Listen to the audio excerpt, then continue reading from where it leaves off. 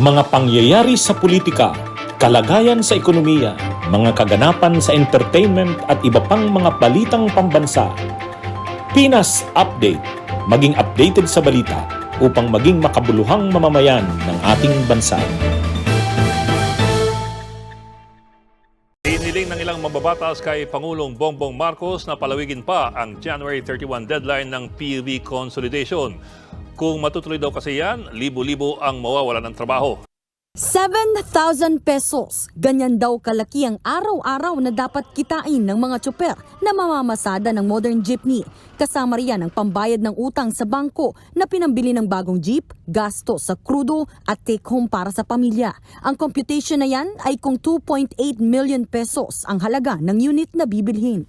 Accurate po ba yung computation ni Honorable Busita?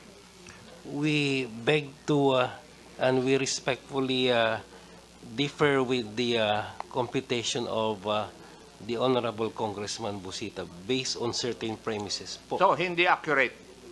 I would not say it is accurate on the premise na pag ang cost ng vehicle is 1.8 Sagutin mo million. yes or no lang yung kwan ko. Kasi nagdidepensa ka kaagad eh. It is Yes or no? Accurate ba yun? we wish to qualify, I think, on a certain degree, no, Your Honor. Lumabas din sa pagdinig ng House Committee on Transportation ang tila pananamantala ng ilang kooperatiba sa Bacolod. Si Philip Borata, may-ari ng jeep, nakapag-consolidate na at ngayon tila nagoyo dahil inaangkin ng kooperatiba ang kanyang jeep dahil nakapangalan na raw ito sa kanila at siya pa nga ang kinasuhan ng carnapping. Naghihirap kami dito. Gumastos kami dahil naipit kami sa programang ito. Itong programa na ito hindi na nabigyan ng kakulang pag-study. Walang proteksyon sa amin. Ito rin yung mangyayari sa iba kasi pwede angkinin ninuman ng any corporation. Iimbestigahan daw ito ng LTFRB. Isa sa mga dahilan kaya ayaw mag-consolidate ng mga tsoper ay dahil mahal at hindi naman mailagay sa pangalan nila ang mga unit. Hindi bababa sa 38,000 na tsoper ang nanganganib mawalan ng trabaho sa January deadline ng consolidation. After January 31, we will be we will be initiating proceedings for the show cause order muna for them to answer kung bakit po kailangan nilang makancel yung kailangan silang tumuloy sa kanilang prangkisa. Bukod sa mga driver at operator, apektado rin ang mga pasahero dahil sa posibleng pagtaas ng pamasahe. Based on my personal evaluation, magiging 30 to 40 pesos ang pamasahe ng ating mga kababayan para makover yung mga dapat bayaran. Hindi naman ang magsasuffer dito directly yung mga drivers.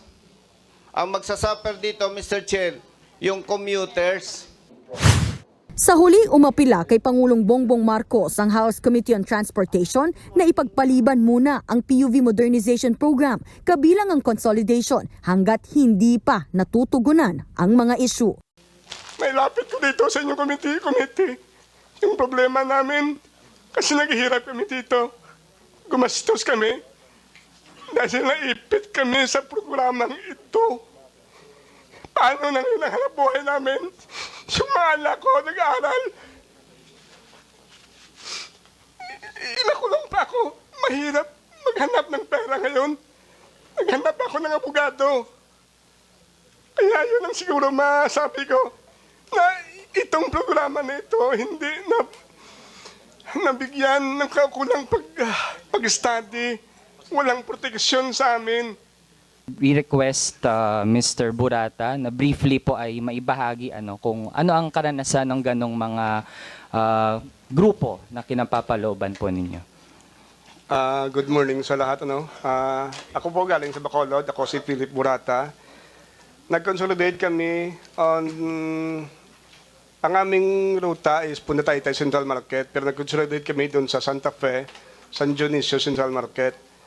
Nag-attach kami doon sa kanila at nalaman namin based on their SEC registration na ang nakapangalan sa ila korporasyon is 5-man corporation, nakapangalan sa asawa as secretary, yung CEO nila, yung president nila, yung mister niya, yung secretary si Maria Corazon Ocalinas, yung presidente si Mr. Ermen Ocalinas, yung treasurer, yung anak niya si Miss Colleen Ocalinas, at saka yung isa dito,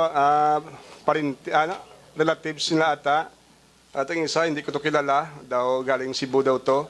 Pero masaklap sa amin, although nag-attach kami sa ila, since naipit kami sa programa na pag hindi daw kami nakakonsolidate, hindi na ma-restore ang mga prangkisa, mawala na kami ng trabaho. Alam niyo naman, yung alam ko na pagtatrabaho, pagkakain sa pamilya ko, yung pagbabiyahe ko lang, since sarili ko may sasakyan, may dalawa akong sasakyan, nag-attach kami sa kanila, yung masaklap, on the latter part, happy kami kasi nakakuha na kami ng franchise, nakakuha kami na in compliance, nagasto kami ng mga millions of pesos to prepare our garage. Yung masaklap lately, gusto nila kunin yung sasakyan sa amin dahil daw sa kanila kapangalan. Pumunta ako sa LTFRB, sabi doon sa LTFRB, wala akong magawa dyan, o the office itself wala magawa dyan because it is an intra-corporate dispute. So pumunta kami sa opisina nila ng SEC, humingi kami ng ng SEC registration nila. Totoo nga, gumasto kami para sa kanila, para sa sakyan namin, i-transfer yung franchise namin sa kanila, gastusan namin yung mga grahe in compliance with the requirements of LTFRB. Wala kaming pangalan sa kanilang corporation. Ang masaklap pa bandang huli, nagpasalamat kami kasi nakakuha na kami ng sasakyan, pero nangyari, sabi nila, hindi yan sa inyo, sa amin yan. Go out kami yung ginastos namin doon. Di ba yung usapan natin, or verbal, kami yung manage dito kasi sa amin to. So sabi nila, hindi sa amin yan, etc. etc. Ngayon, to prove with the committee, nag-file sila ng carnapping against us. 4 kami nagkaroon ng kaso ng carnapping, 38 counts of carnapping. Yung 44 units na na-approve sa amin ruta, na binigay naman sa amin, kami nagmamanage, kinuha nila yung 4 sa lansangan by force, binigyan nilang pera yung driver, naka-blatter din yon.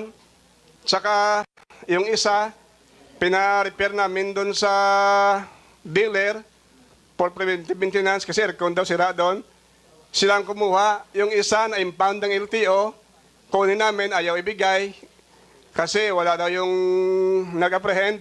Kinabukasan, kinuha na ng Cholet Corporation through secretary certificate na sila yung nagmamayari ng sasakyan. Kaya ngayon, ito, humaharap kami sa kaso ng 38 counts of carnapping. 4 kami.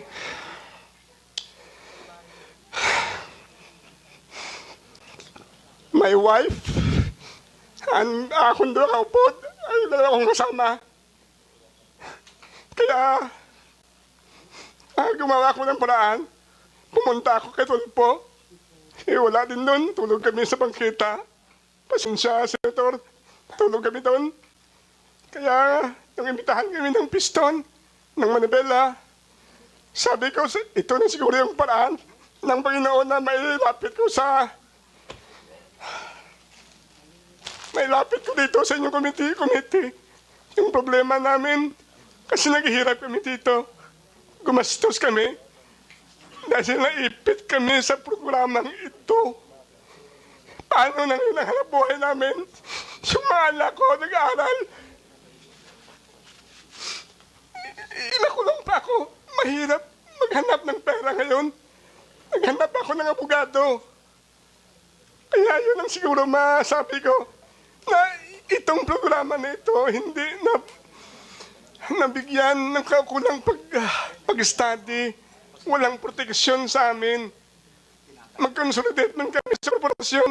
Darating panahon, ito rin yung mangyayari sa iba. Kasi pwede angkinin ninuman ang any corporation na yun na, siguro pasensya na. Medyo iyakin tayo siguro. Yeah, thank you, Mr. Chair. Pinas Update. Maging updated sa balita upang maging makabuluhang mamamayan ng ating bansa.